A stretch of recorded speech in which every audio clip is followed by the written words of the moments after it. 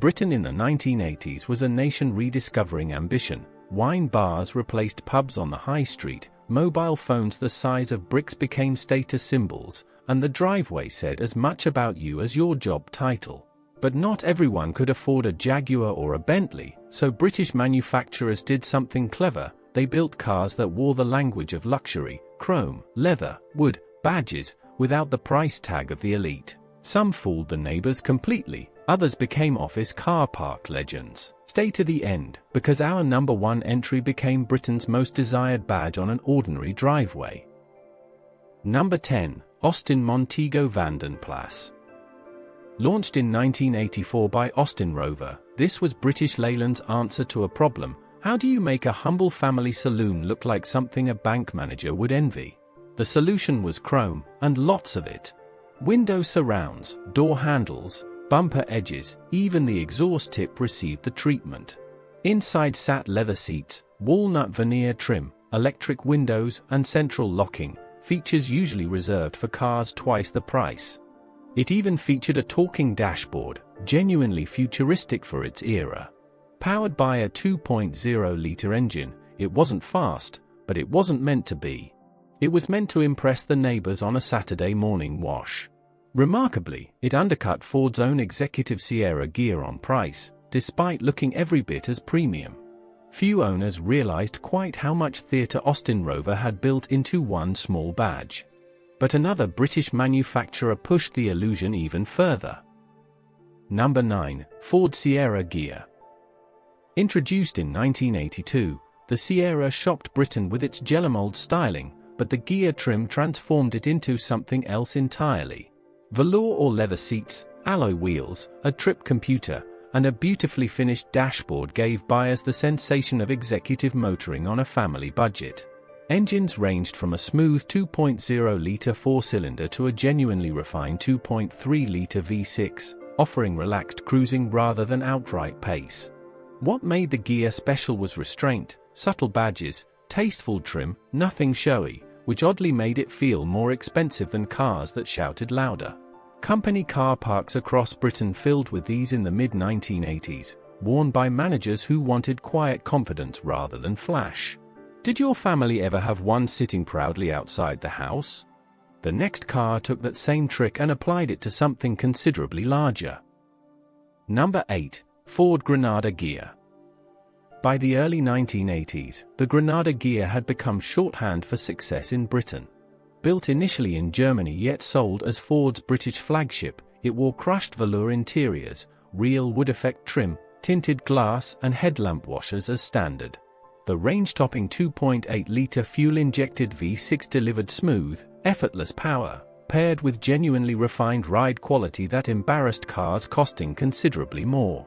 It rode on Michelin's fashionable metric tires, cutting-edge technology at the time. Sales representatives and executives alike found themselves gliding along motorways in something that felt worthy of Stuttgart, despite Ford's decidedly ordinary reputation. It wasn't perfect, the fuel bills were painful, but perception mattered more than economy in 1980s Britain.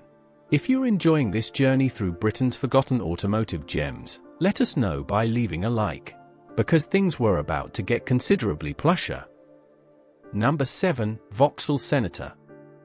Launched properly into Britain in 1978 but thriving through the 1980s, the Senator was Vauxhall's quiet answer to BMW and Mercedes. Understated, slab-sided styling hid a genuinely well-equipped cabin, leather trim, electric everything, and a smooth six-cylinder engine offering brisk, unruffled performance. Vauxhall never marketed it aggressively, which meant it flew under the radar, yet those who bought one knew they were driving something closer to premium German engineering than most British badges of the era. Business owners favored it precisely because it didn't shout. Discretion itself became a form of luxury. Would you have chosen quiet sophistication over obvious status? The Senator's understated confidence set the tone for something even grander further up British Leyland's range. Number 6. Rover SD1 Vanden Plas. Few cars captured British ambition quite like the SD1. Its dramatic fastback shape, inspired loosely by Italian design houses, turned heads long before buyers noticed the details. The Vanden Plas variant added Conley leather, walnut trim, alloy wheels and a powered sunroof, transforming a fastback hatchback into something resembling a four-door Ferrari, at least in silhouette. Beneath the bonnet sat Rover's characterful V8, offering a soundtrack far removed from anything else in its class. Handling was genuinely engaging too, with precise steering and confident body control. Reliability issues tarnished its reputation over time, but nothing else on British roads in the early 1980s looked quite so dramatic for the money. Our next entry replaced the SD1 entirely, and aimed even higher. Number 5. Rover 800 Vitesse. Arriving in 1986 through Rover's partnership with Honda, the 800 represented Britain's most serious attempt yet at genuine executive credibility. The Vitesse, introduced in 1988, added a sleeker fastback shape, alloy wheels, and a rear spoiler, giving it real road presence against BMW's 5 Series. Power came from a smooth 2.7-litre Honda-sourced V6, delivering refined, confident performance rather than outright aggression. Inside, leather seating and thoughtfully finished switchgear made the cabin feel genuinely special. Its base price sat comfortably below rival German executive saloons, yet it offered comparable comfort and considerably more presence on British roads. Company directors increasingly chose the 800 over imported alternatives, a genuine source of national pride at the time. But one smaller, sportier British saloon achieved something even more remarkable. Number 4. MG Montego EFI. Built on the same platform as our earlier entry, the MG version transformed Austin Rover's family saloon into something genuinely thrilling. Launched in 1984 and later offered with turbocharging, it combined sports seats, a body kit and alloy wheels with genuine pace. The turbocharged model reached 60 in around 7 seconds, remarkable for a British saloon of this size. Yet it retained comfortable cruising manners and everyday practicality, a car equally at home on a motorway as a B-road. Its digital dashboard and voice synthesizer felt genuinely futuristic, even if reliability occasionally let the illusion down. For the price of a modest hatchback, buyers received something that felt like a pocket rocket wearing an executive suit. Can you remember spotting one thundering past on the motorway? What came next proved that badge engineering could create genuine class, not just imitate it. Number 3. Triumph Acclaim CD. Launched in 1981, the Acclaim marked British Leyland's first true partnership with Honda, built at Cowley yet mechanically a Honda Ballard underneath. The CD, top of the range, added velour upholstery, electric windows, and a level of finish British Leyland simply hadn't managed before. Its compact 1.3-litre engine offered nothing dramatic in power, but delivered something rarer, genuine dependability, paired with smooth, unstressed cruising manners. What made the Acclaim feel special wasn't flash, it was the quiet confidence of a car that actually worked properly every morning, something buyers of troubled British saloons had almost forgotten was possible. It even became the first British-built car fitted with a catalytic converter as standard. Neighbors noticed the badge, but it was the ownership experience that truly impressed. Were reliability and refinement more valuable than raw performance to you? Our next entry took that same everyday confidence and made it feel genuinely aspirational. Number 2. Austin Ambassador Vanden Plas. Often overlooked today, the Ambassador arrived in 1982 as British Leyland's response to buyers wanting hatchback practicality wrapped in genuine executive presentation. The Vanden Plas trim added velour or leather upholstery, wood effect trim and alloy wheels, alongside Hydrogas suspension borrowed from Rover's engineering, delivering a remarkably supple, cushioned ride that belied its modest price.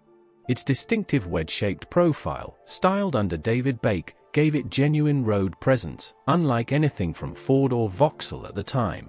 The 2.0-litre engine offered relaxed, unstressed performance rather than outright pace, suited perfectly to motorway cruising. Few buyers expected such comfort from a car wearing a relatively humble Austin badge. Yet nothing quite prepared British drivers for what claimed our final position. Number 1. Vauxhall Cavalier CD. Vauxhall Cavalier CD is the car that became a genuine status symbol in the most unlikely of places, the company car park. Launched as part of the Mark II range in 1981, the CD trim added tasteful chrome detailing, alloy wheels, front fog lamps and a beautifully finished velour interior that made the whole car feel years ahead of its badge. Power came from a smooth 2.0-litre engine, offering relaxed, confident cruising rather than raw pace, perfectly suited to motorway commuting. The CD badge itself became shorthand across Britain's sales floors. It meant you'd made it, that you'd outsold your colleagues and earned the best company car on the lot. Everyday buyers noticed the transformation too, tasteful enough to look genuinely premium, yet priced firmly within reach of ordinary families. It proved, more convincingly than any car before it, that a little badge and a lot of velour could turn an ordinary saloon into something people genuinely aspired to own.